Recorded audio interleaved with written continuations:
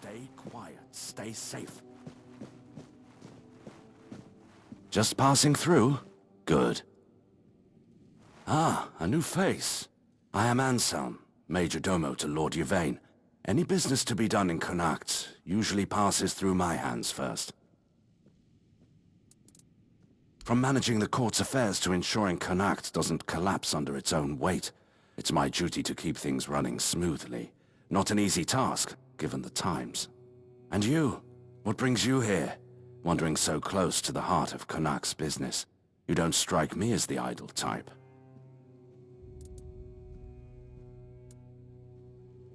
Life at court is a delicate dance. It's calm on the surface, but underneath, there's always tension. Managing affairs, settling disputes, keeping the wheels turning. It's not for the faint of heart. Lord Yvain means well, but he makes decisions slowly, too slowly sometimes. Not that I complain. It's a role I've accepted, and one I'll carry out for as long as I'm needed. It's a quiet kind of chaos, but one we must master, for the sake of Cuanacht and those who call it home. Challenging doesn't begin to describe it. The court is the heart of Cuanacht, and if it falters, the rest follows. That's a heavy weight to bear. But if I'm honest, it's the plague that keeps me awake at night. I've seen what it does, how it spreads, how it steals lives without mercy. I lost my family to it. The only reason I'm still here is because I was locked away at court while they were quarantined. Since then, protecting this place, keeping it safe, has been more than a duty. It's been everything. Be well. The court has need for capable hands like yours.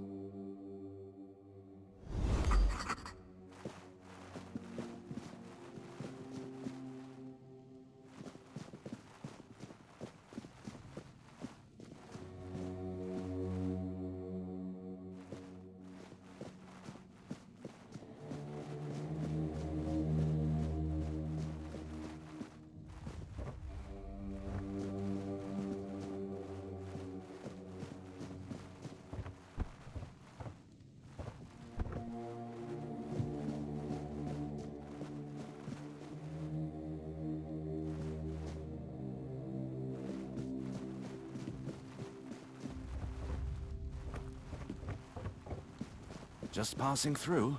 Good.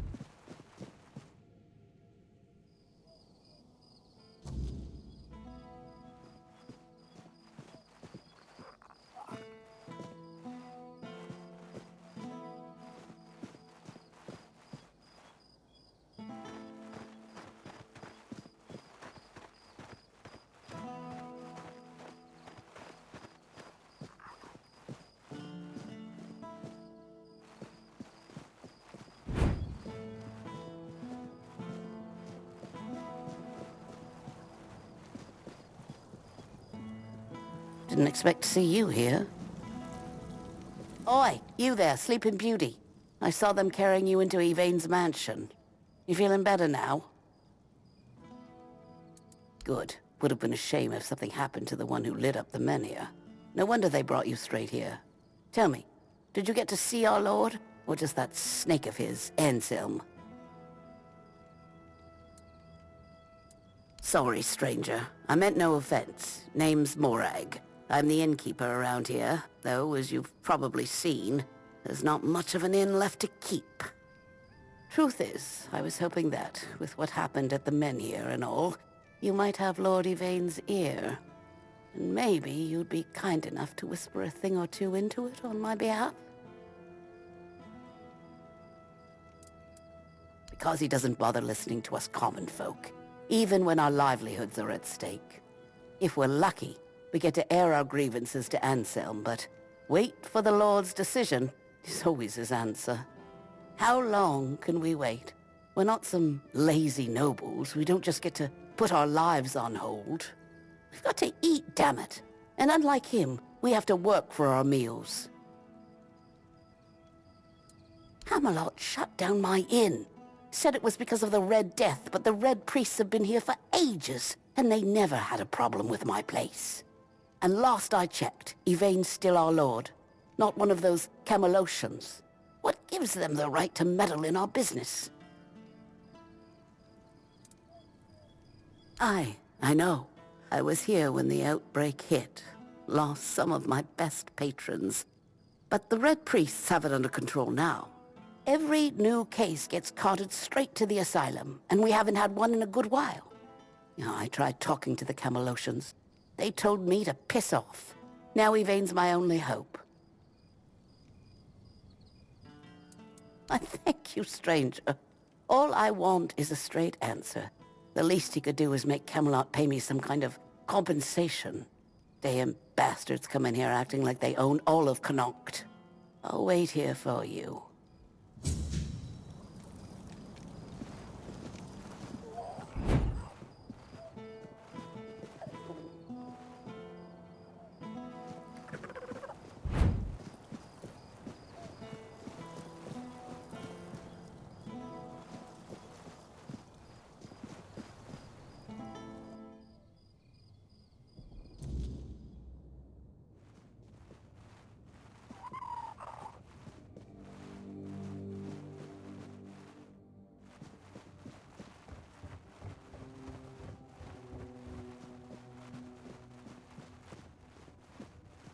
You startled me. Welcome to my home, stranger. Whatever brings you here, know that the Langfords were always known for hospitality, even in times like these. Sit down. Have a drink with me. This is precisely what you should expect from the Langfords. This place has seen better days, sure. Used to be full of people. Now no one bothers. Not since things turned sour. But it's still mine. I was born here, and I'll die here. Let those damn Camelosians try and drag me out. That said, do you have anything we could drink? Finally! Someone with proper manners. Everyone else around here just takes and takes. I've nearly forgotten what kindness feels like. But never mind all that. Come. Sit, feel at home. What's the word out there? Still cheering and selling cabbages while the world rots beneath their feet? The Camelosians? Upstarts and pretenders, the lot of them. And now they strut about, issuing orders about the Wyrdness coming. Convenient excuse to drive me from my ancestral home, isn't it? Believe? I've heard tales of the so-called Wyrdness ever since I was a child. Always coming, never arriving. Just another ghost story they use to control the weak-minded. My grandfather told me how the Camelosians used the same trick 50 years ago, to seize the eastern valleys. Danger coming, we must relocate for safety. And look who owns those fertile lands now. I wasn't born yesterday. This house has stood through worse than some mystical threat they can't even properly describe. They happened to themselves. Misfortune, betrayal, weakness. By the time it all landed on me, the gold was gone and the doors were already closing. And somehow I'm the one everyone points at. Survivors what? A nobody scraping by, begging favors. Better to die remembered here and live forgotten out there. And go where? Wander the roads like some beggar? My family has lived in this town for centuries. I'd rather be crushed beneath the stones my forefathers placed here than abandon them. All alone? Not quite. There's one left.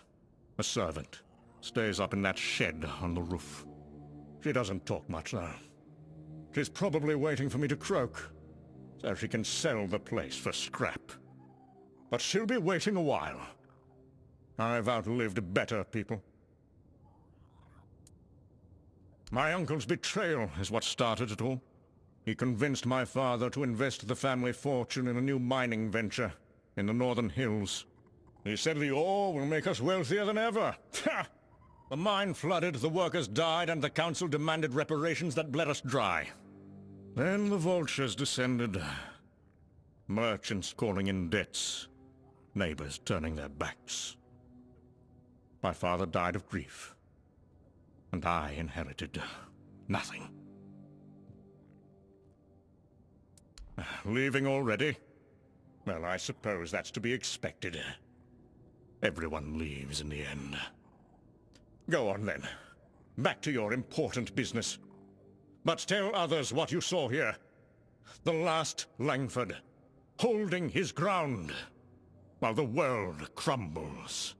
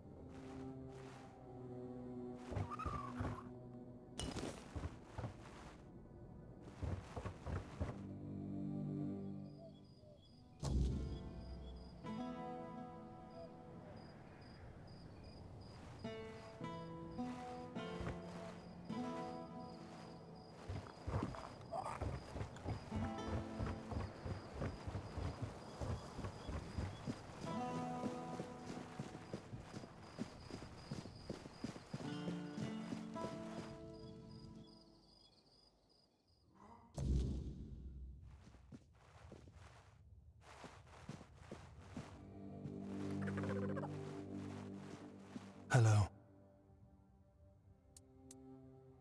It may not look like it at night, but things change with the daylight. Physically as well. My body becomes unsettling. My memory fades.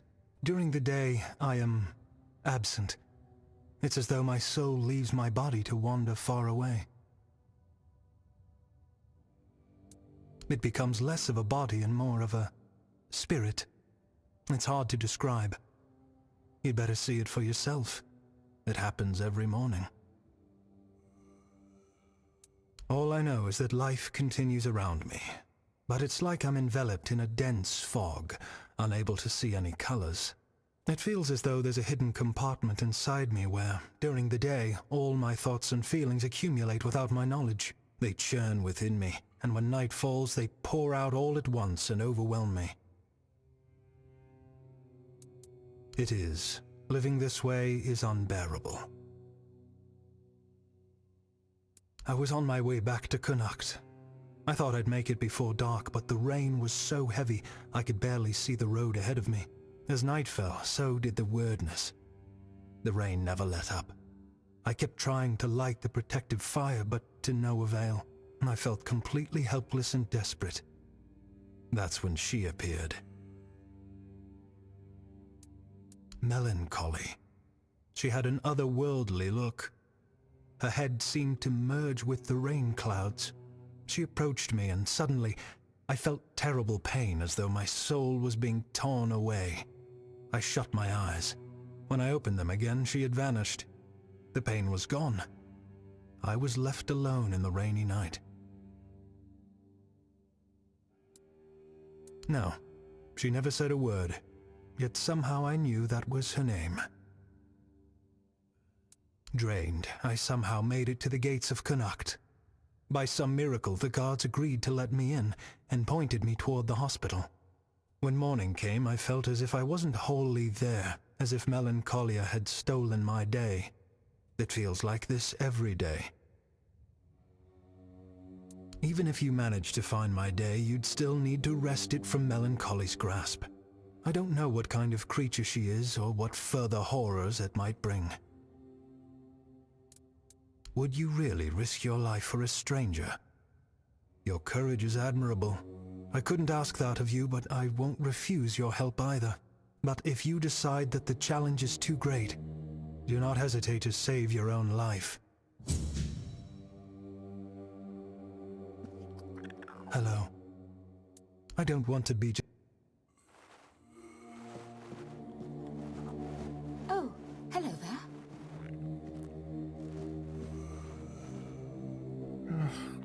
me alone. Just leave me alone. Show the horse! Clink, clink, clink! Move out! One foot in front of the other! Ding, ding! Carries the sound! Carries through the stones! Through the bones! Creak, creak, creak! The bones of the crones! Creak, creak! Crunch, crunch! Oh, the wolf eats the spoils, eats the cows, eats the heads, tears to shreds. Eat the thigh! Hear the cry! There. You're going to feel better soon. I'm just trying to help you. You'll get better soon, you'll see. Just try to calm down. Calm down. Don't be scared. It's just medicine. It'll help ease your pain before long. My skin! It's burning! It hurts! It hurts so much! Leave me! Those cursed scales! Don't touch me! Please don't touch me! No! I'm so scared! Do you need something? Are you in pain? I'll do all I can to help, but I need to warn you that our supplies are quite limited. Here, take this. I hope it helps. Unfortunately, that's all I can give you. We have to make sure there's enough for everyone in need. Well, actually, the hospital is run by Camelot. I'm just an apprentice to Neonte, the priestess of the All-Mother here in Cuanacht. But the healer from Camelot is dead, and Neonte spends most of her time at Lord Yvain's manor. So, it seems I'm on my own. Camelot treats this place like a field hospital. To them, it's temporary, though I suppose that's their outlook on all of Cuanacht right now. The legate says Camelot simply can't spare anyone else. According to him, one priestess and her apprentice should suffice. And yet, his soldiers are the ones who are supposed to get priority, even if they only have a blister. I'm required to treat them before a local with a broken leg. Oh, she thinks I have everything well in hand, as if she doesn't notice it, all falling apart. I know I should feel flattered by her trust, but honestly, I'm just exhausted. I'm not even a priestess. The only training I've had is what she's given me. Ever since Lady May fell ill and died, Neonte's barely been here. She just sits by her grave. Truth be told, I'm a bit worried about her. Even when she does come by, she seems absent, and I don't even have the time to go check on her. But I can't make medicine with eggs and chickens, and even if I could, I don't have the time. Some days, I dream that someone will swoop in and take it all off my hands. Ideally, it would be Neonte, but I'm not sure I can count on her anymore. Still, maybe it's worth a try.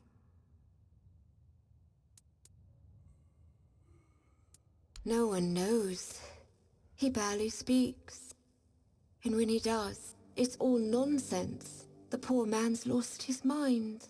I'm afraid there's no point in talking to him right now. Besides, he needs rest. You should speak to Legate Denham. All I know is they sent him somewhere. And when he came back, he was like this. If I had to guess, I'd say it's the effects of the Wyrdness. He's a seasoned soldier. I'm sure he's seen plenty in his life. I doubt anything could scare him enough to drive him mad. The other soldiers said he was acting completely normal before, so it's not some long-standing illness of the mind, unless he hid it very well. But I've seen similar cases in people who spend a few nights, or even one, beyond the Menhir's reach. There is a patient who won't let me treat him. His name's Wilbur, and he's a difficult case. Most of what ails him is just old age. Some days he's clear-headed, but those are becoming fewer and farther between. Lately, he won't let me touch him. He yells at me, claiming I'm keeping him here by force, away from his family. He's even stopped eating and refuses to take his medicine. Honestly, I'm at my wit's end. I don't know how to help him anymore without scaring him even more. All of Cuanacht knows that I was marked by the Wyrdness. It's not as bad as people make it out to be, but some are superstitious. They believe I bring bad luck. When the auntie took me in, there were a lot of whispers, though it got better once I started working in the hospital. Wyrdness or not, at least they have a healer. But I'm afraid that, in Wilbur's head, I've become some monstrous figure, keeping him prisoner. You can try, if you'd like. Maybe he'll trust you more than he trusts me. Just, please, be gentle with him. He's been through enough already.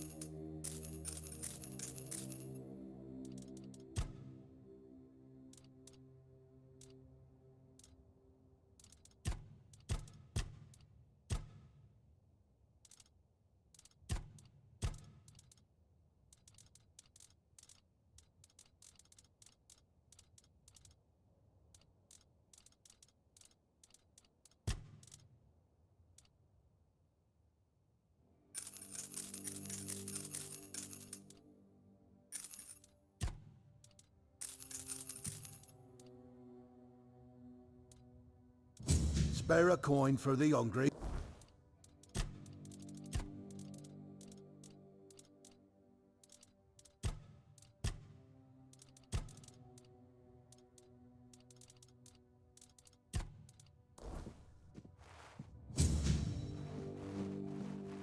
Have you come to offer aid, or do you stand among the wounded? If so, do not let fear grip your heart. Your time will come.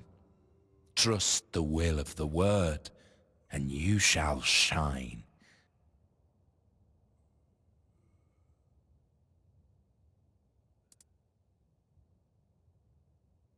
No, I am no priest.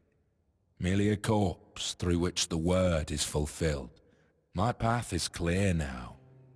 When I am strong enough, I shall speak of the miracle I have lived through. In the shadow of the plague I stood, and yet I survived, shielded by the divine protection of the word. I am but an empty vessel, yearning to be filled with the sacred joy of the word. Now I am perfectly blank and naked.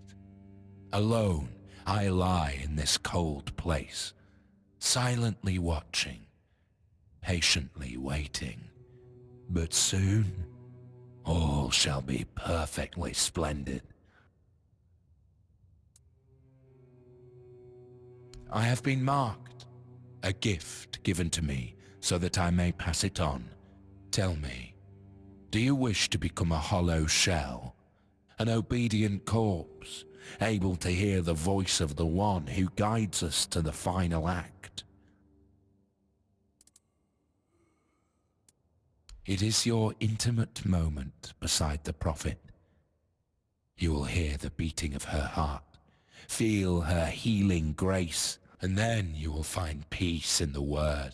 At last we shall rest, sister. We will finally rejoice.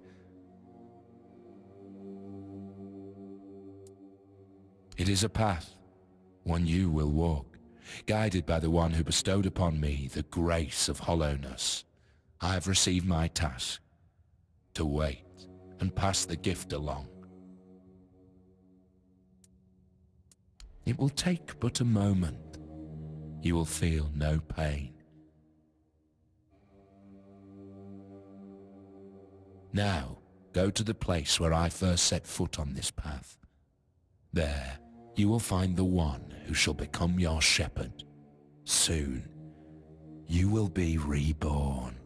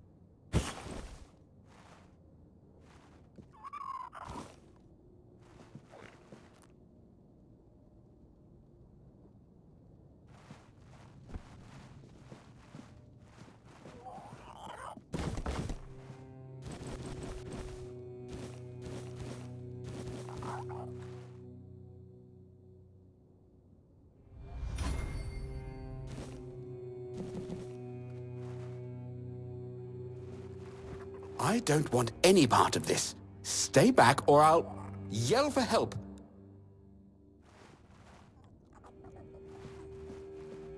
Hey! You can't do that!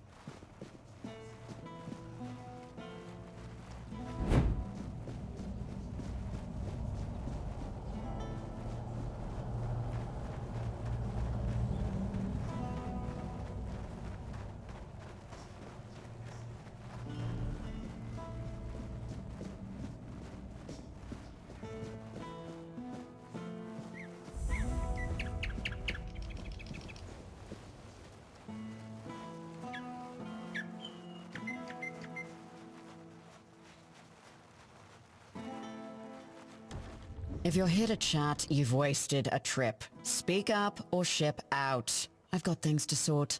Well, are you standing there for a reason, or is the scenery here all that captivating? Jobs. Check the notice board outside. There's always something that needs doing, and I don't have time to spell it all out. Can you read? Can you lift more than a feather? Then there's work for you. I don't know where all that eagerness comes from, but I'm starting to think if I had 10 of you, my job would be a whole lot easier. And as it happens, I might have something for you, though it's a little different from what you've been doing so far. It seems that over the past few weeks, some of our supplies have been going missing. Just small amounts, and I'm not gonna lie, I didn't even notice at first. But when I checked the books at the end of the month, the numbers told the truth. Someone's been stealing the Legion supplies, and I won't stand for it. At first, it was mostly just food, so I figured it must be rats and set up some traps. But not only did the traps turn up empty, the next time I checked, a hammer, a saw, and a couple of knives were missing too. I don't know about you, but I've never heard of a rat that can chew through iron. I thought I did. One of the lads, Percy, volunteered to guard the supplies.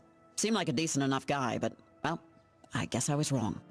The next day, Percy was gone, and with him, even more of the supplies. His mates swear he'd never do that. They say that the army was his entire life, but I find it hard to believe. The problem is, the thefts haven't stopped, so I'm guessing he had some accomplices. In the storefront nearby. Maybe you'll find something, because I am all out of ideas.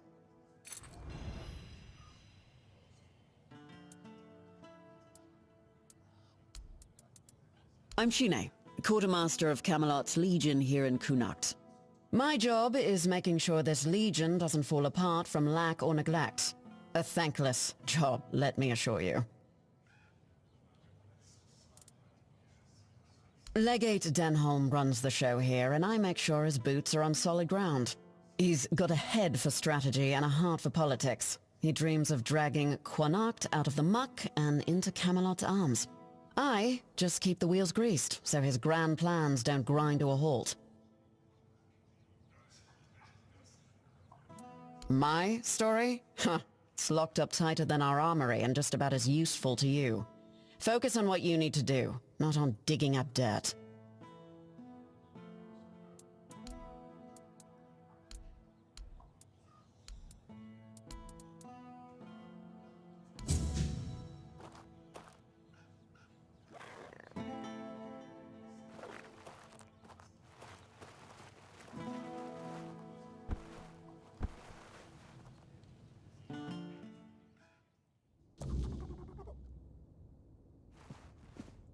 If nobody's working the anvil, then it means the forge is closed, and it will stay closed until Beor gets better.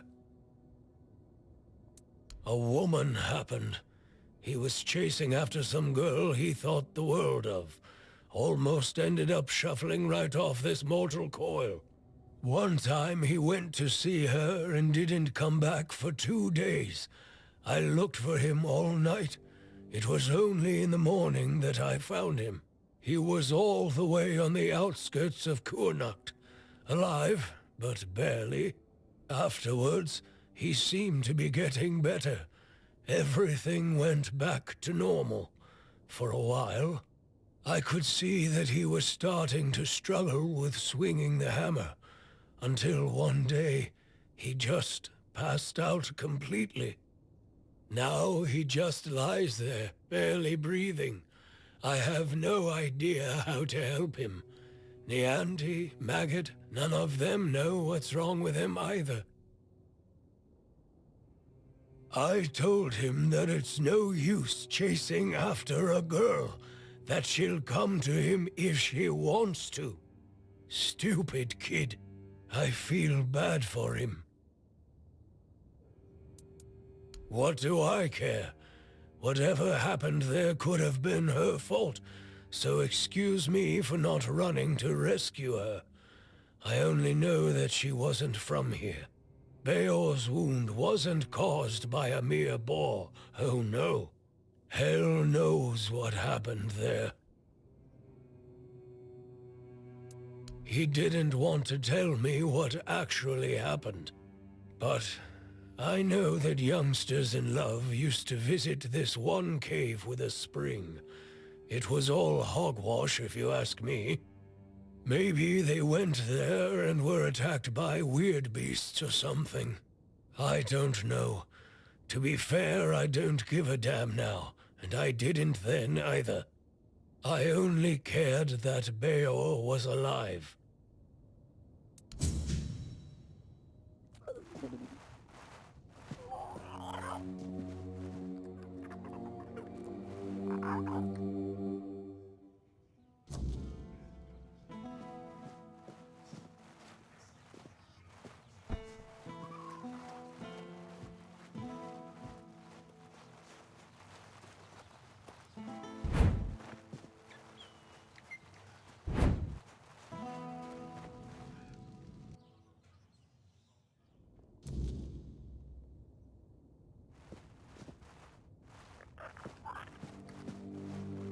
Oh, hello there.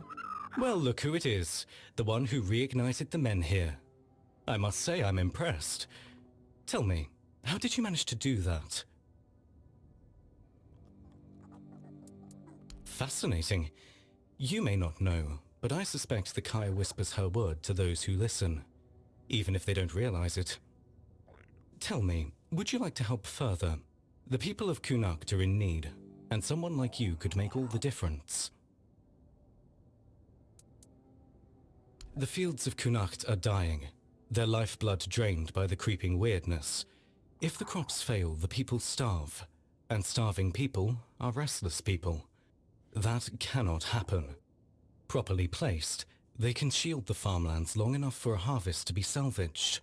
It's not the perfect solution, but it's a start. And if the people see that the priests care for their well-being, they'll be more inclined to trust us. I need someone capable to handle this. Someone like you.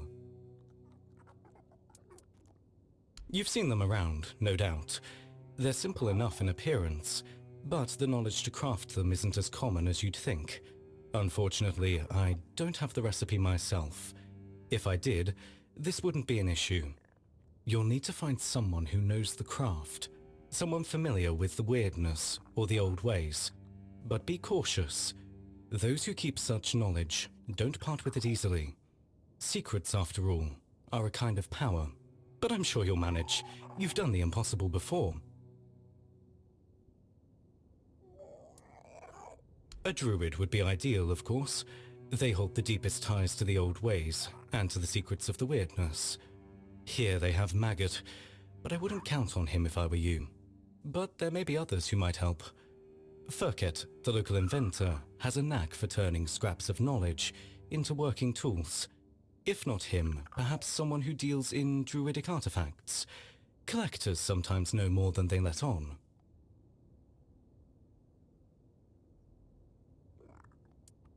Legate Denholm won't be pleased. He prefers the Wyrdness close. It makes travel to Camelot faster. But this isn't about his ambitions. It's about the people of Cuanacht and what they need to survive.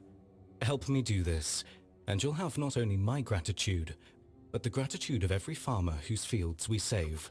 So, my Menhir Whisperer, what say you? Will you lend a hand and help the people of Cuanacht?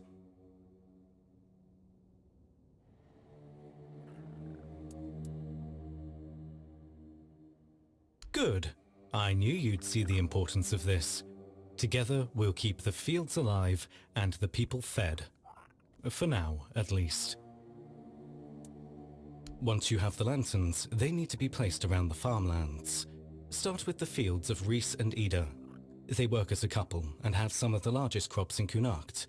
Then head to the lands of Rob and Gil. They're brothers and, while they're stubborn, their fields are crucial to the town's food supply. Without their harvest, we'd be in serious trouble. Position the lanterns carefully.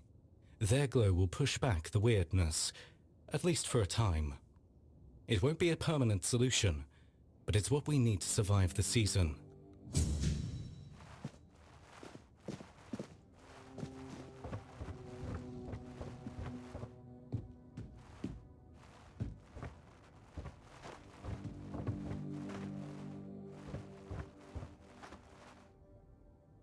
Ah, you must be the one I've heard so much about. A curious figure.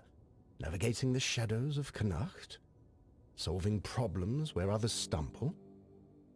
Allow me to introduce myself. Brother Vitus, humble servant of the Red Church, or so the official title goes. I prefer to think of myself as an architect of change. The kind that reshapes institutions and realigns priorities. The church as it stands is stagnant, weighed down by those who use it as a platform for ambition rather than service. Fabius, for instance, is a fine example of what I aim to correct. I seek reform. Nothing so dramatic as rebellion, of course. A more elegant approach is required. One must lay the groundwork, build alliances, and ensure that when the time comes, the transition is seamless. On parchment, yes. In practice, let's just say the hierarchy of the Red Church is more fluid than it appears. Fabius holds the title, but titles are transient. Influence, vision, and the ability to shape the Church's future, those are what truly matter. And in those areas, he's sorely lacking. Let him bask in his authority while it lasts. The tides are shifting, and soon enough, even he will see that he's relying on borrowed time.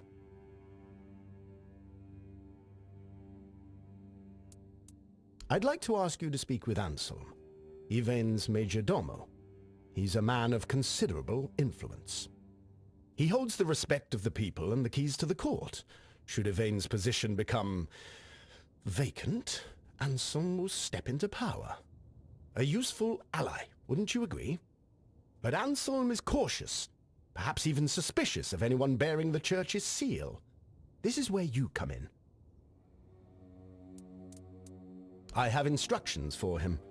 Guidelines to keep the court safe from the plague. Simple, practical advice, but to gain his trust, you'll need to offer more than words. A caravan from the island asylum is on its way to Cuanacht, carrying valuable supplies, plague potions, masks, gloves, and other tools for survival.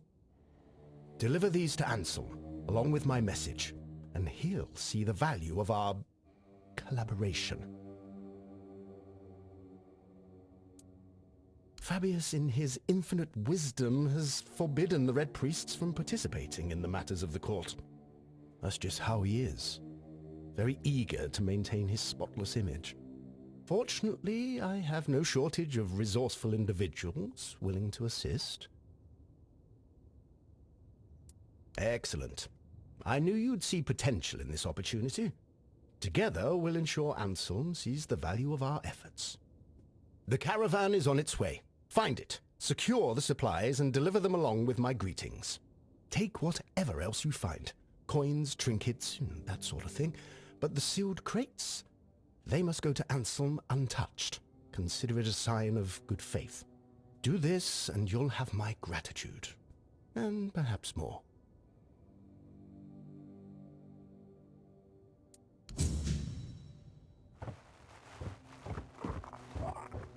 Oh, hello there.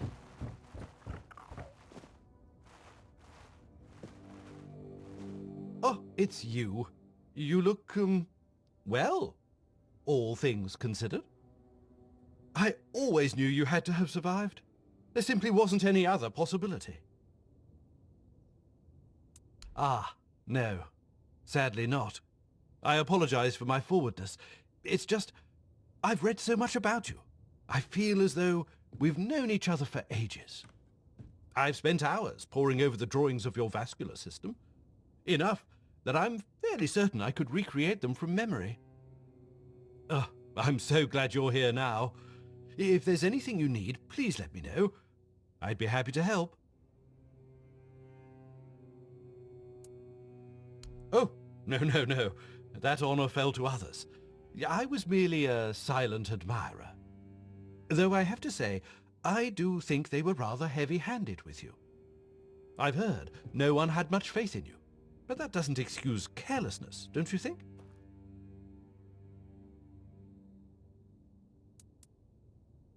Exactly. That's what I've been trying to say all along. A softer touch wouldn't go amiss.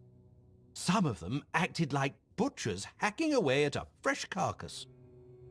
There should be a sense of respect for their patients, a kind of reverence. Suffering is sacred, not something to be enjoyed. Why, indeed. I have my suspicions, but nothing I can say for certain. Not yet, at least. You left so suddenly. Your case was in chaos. Incomplete notes, no one willing to talk. It was all very frustrating. That said, I do know a few things about what happened to you. And, more importantly, about the people who allowed it to happen. I'd need to dig through my notes, though. In the meantime, there's something I'd like you to help me with.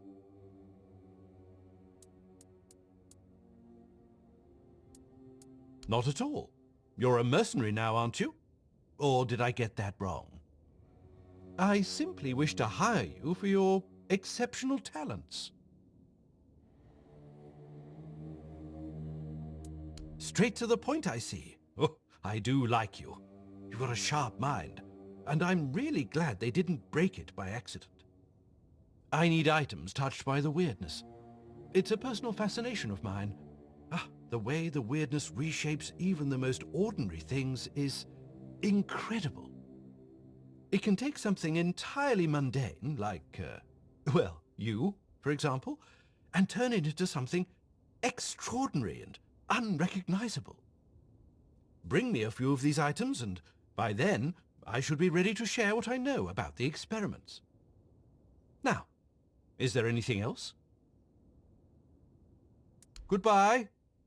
Every encounter with you leaves me with so much to ponder.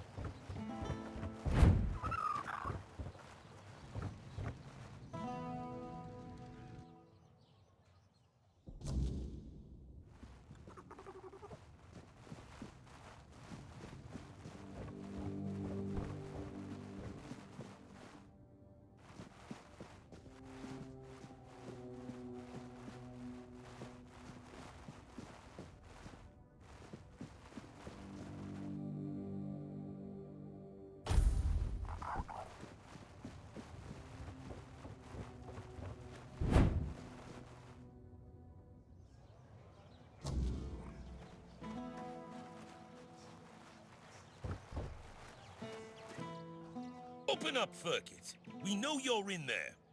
Get lost! You've taken everything from me. I won't give you anything else.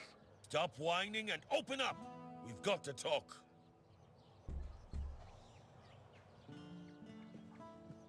I've had enough of this lunatic.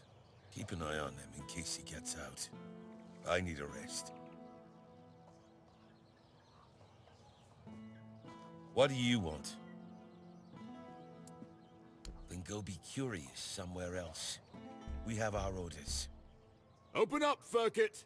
Not a chance! No, you could not, because it isn't your job. But if you really must know, yesterday one of our warehouses caught fire because of one of Firkit's inventions. Denham ordered us to investigate, but how are we supposed to do that if we can't question the suspect? Come on, Firkit! I don't have all day! I don't care! Leave me alone! I don't know you either. Why should I trust you with such a delicate task? Forget it. Unless Denham says otherwise, we'll keep at it until he relents. Firkit! Get lost!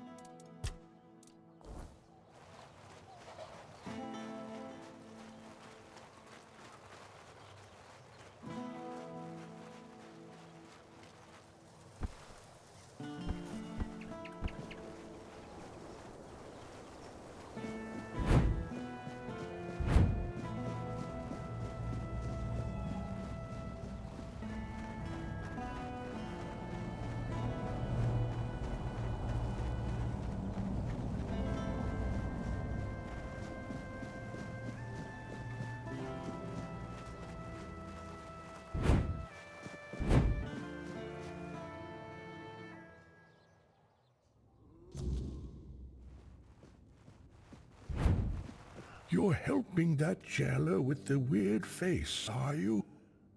Might as well throw me in the stocks then. I ain't going down peaceful, that's for sure. I want to go to my family. To me, this is a prison. And the worst kind at that. Even prisoners of war get better treatment. At least they don't have mutants poking at them. That damn weird spawn girl.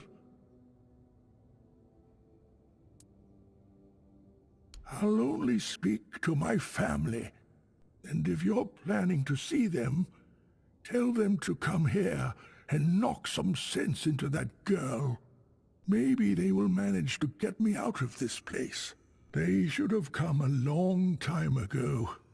Lazy fools, dragging their feet. They live in the lower district. I'll go to them, but that cursed wench won't let me leave.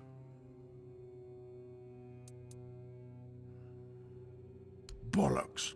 There's been no Red Death since King Arthur's times.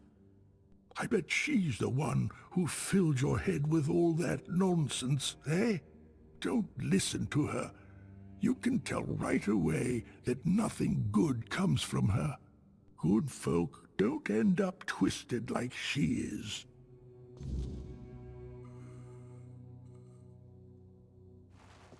Always a pleasure to see you. Ding! Yes? I've heard the tales of the Red Priest's brutality, and I have witnessed it myself. Their methods are harsh, yes, but tell me, what better way is there to cleanse the flesh, to hollow the body, and make room for the word's glory? We are not perfect as we are. We must be bent into the proper shape. A handful of Camelot soldiers, myself among them, were chosen for a special mission under the command of the Red Church. The priests sought an artifact said to be hidden within the toll house at the border.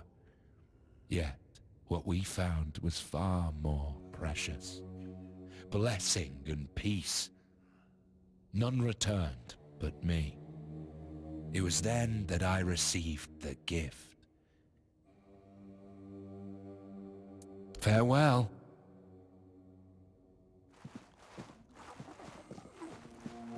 You're doing okay?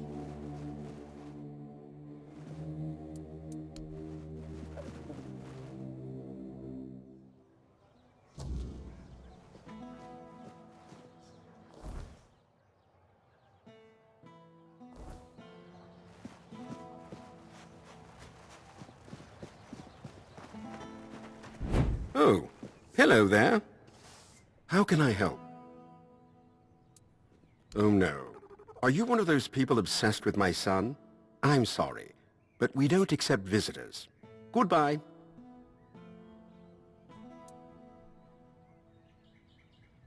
That's exactly what I was afraid of.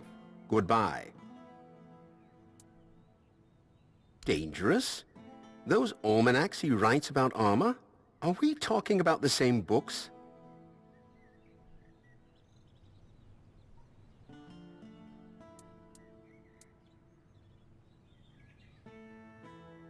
Oh, Mother! But they're professionals! Why would they even care about what a young boy like Arden has to say? He's no threat to them. They've got years of experience. Real skills. What could his books possibly change for them? By the gods! A bounty! What have I done? What has he done? No, you've got it all wrong. I'm not the one printing those books. It's the merchants from Timberwall. They came to me asking for more of Arden's writings. Said they'd handle everything. Turn his notes into proper books. I didn't think anything of it. I thought it was just a small thing. Something to keep Arden busy, maybe earn a bit of coin.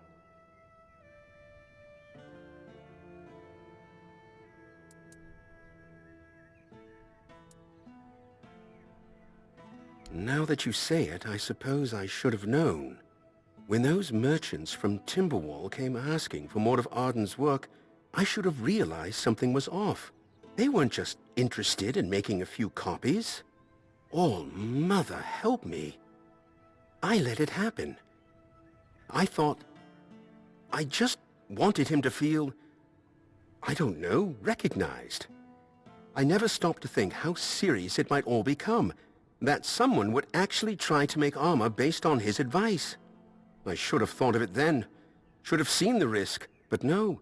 I just thought it'd be a little bit of coin, a bit of pride for Arden. Now look at the mess I've caused. Go inside. Speak with my son if you want. I'd be grateful if you could try to explain this to him.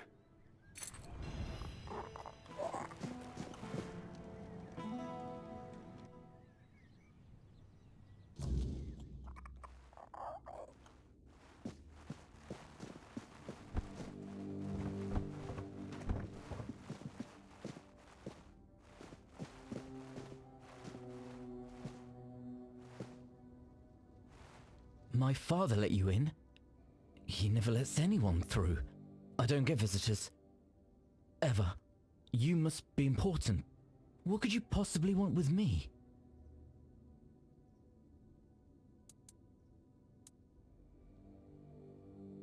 The Knights of the Round Table. I used to read all about their adventures, and I'd always get stuck on the paths when they described armor.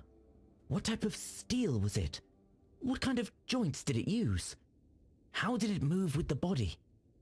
I needed to know how all the pieces fit together. Knights are impressive, yes, but what really caught my interest was how their armor worked. It's not just about charging into battle like people think. There's a logic to it. A system. I suppose the stories of adventure and heroism are part of it too. But armor. A knight can't fight if his armor doesn't fit exactly right. And there's something satisfying about that kind of precision. That doesn't make any sense to me. I just write about armor smithing. I mean, I know my books are out there, but they're not special. They're just descriptions, really. I don't see why anyone would care that much.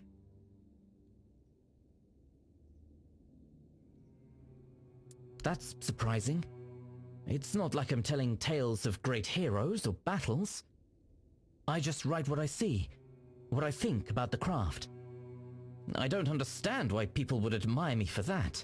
I'm not even a real armorer. It's not like I'm some master craftsman people should look up to. I thought I was making it clear how beautiful the process is. It's just how the words come out when I write. I didn't think it mattered all that much, as long as the ideas were clear. Dangerous? How could writing about armorsmithing be dangerous? I don't understand. I'm not telling anyone to go into battle with the things I make. I'm just documenting the process, the way I see it, the way I learn. It's no different than a chronicler writing about wars or knights. Their words don't cause harm. My books, they're meant to show how beautiful armorsmithing is. I love the craft, the intricacies, the details. Why should that be dangerous?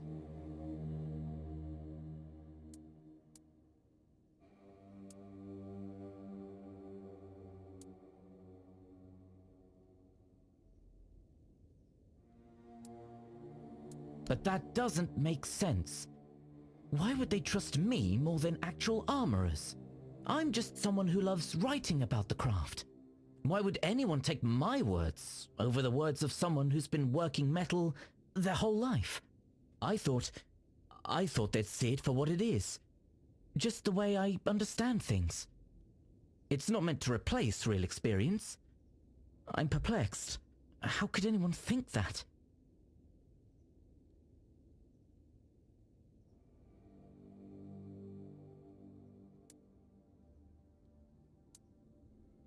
But I never said I was a master. Just because my books are printed doesn't make me an expert. I'm clearly still figuring things out. It doesn't make sense to put so much faith in someone who's still learning. They should know better. I hear what you say, but it doesn't seem fair. I didn't want any of this. I didn't ask for people to treat my books like they're the law. I just wanted to share my ideas. If I stop now, then what was the point of everything I've done?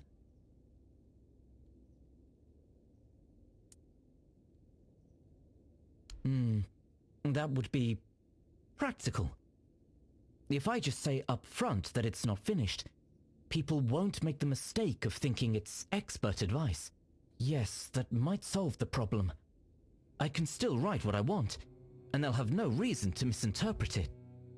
Please, tell my father to contact my publisher. I'm too busy right now to talk to him, and later I might forget.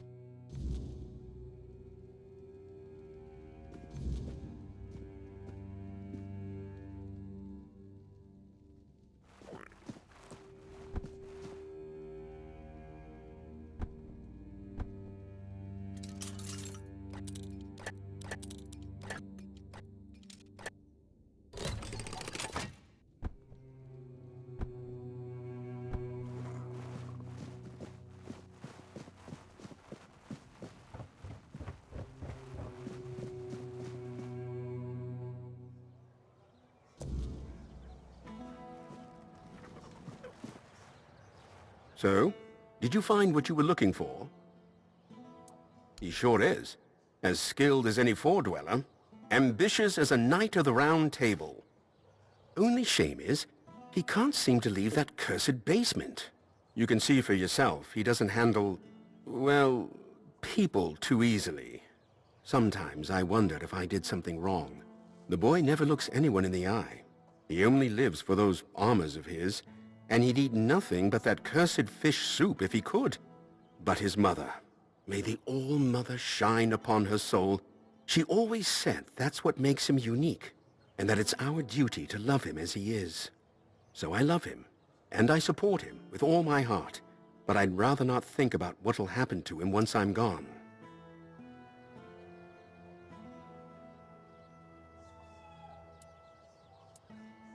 Arden?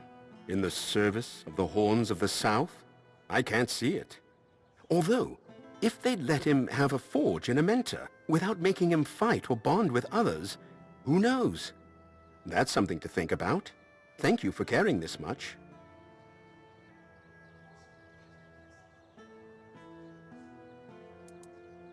That could be a solution. Thank you for talking to him. There are days he doesn't say a single word to his own father. I have to slip messages between little facts about armor. It can be exhausting sometimes.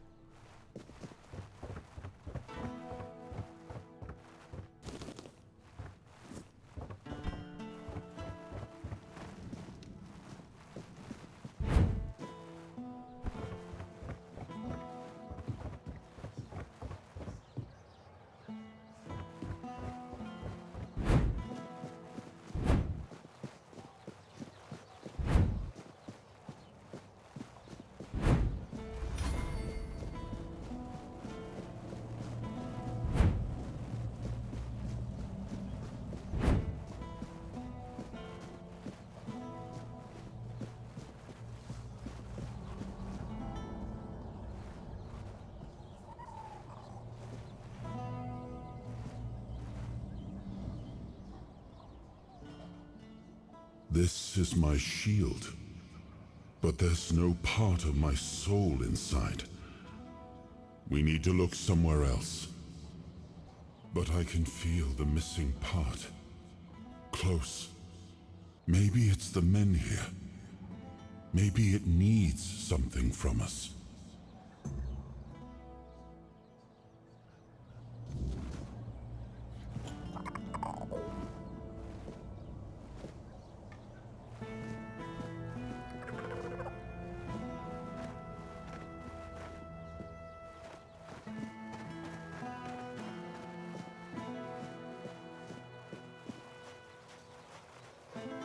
Nice to see you.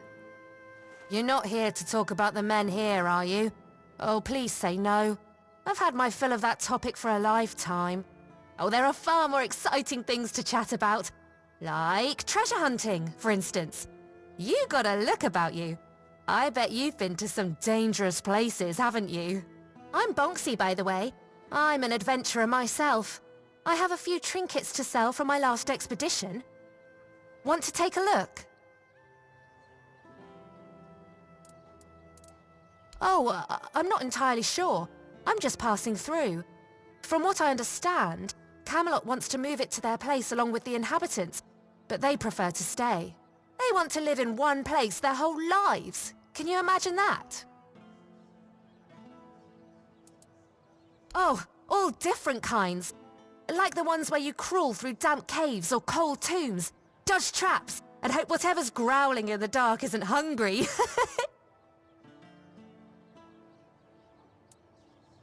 Really? Oh, then you know exactly what I'm talking about. Oh, maybe I am. But I manage just fine. And I wouldn't trade this life for anything else. If I had to stay in one place, I'd die of boredom. Oh, I just take old, forgotten trinkets. They're no use for the dead anyway. It's not robbery if nobody's around to miss them. Think of it as giving treasures a second chance to shine. A trip to the caves by the bay in the south. The bandits set up a camp there, so I decided to go after their loot. After all, stealing from a thief isn't a crime, right? They were drunk, so I thought I could sneak in and grab the treasure without any trouble. But I guess I underestimated them. They caught on and started chasing me. 4 or 5 of them, I think. I made it to the exit, and then there was a giant ogre on the beach. I barely managed to slip past it, and the bandits backed off. I picked it up from a delightful wandering merchant who goes by the name Malachi. He said the hairpin was blessed by the Lady of the Lake herself.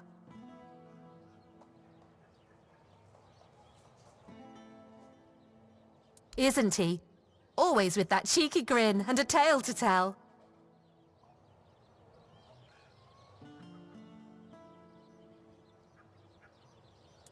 Slowly but surely.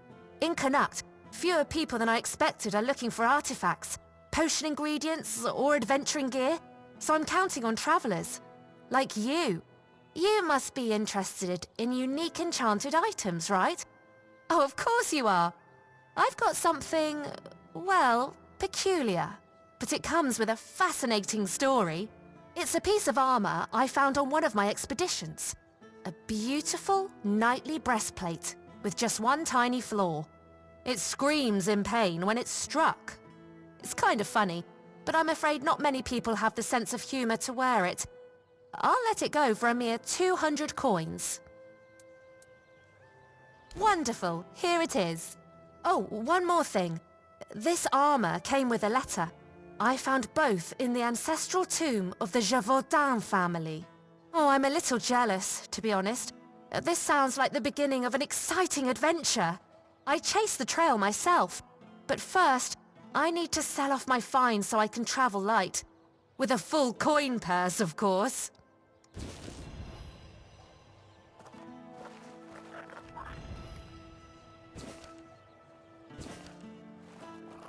Good to see you.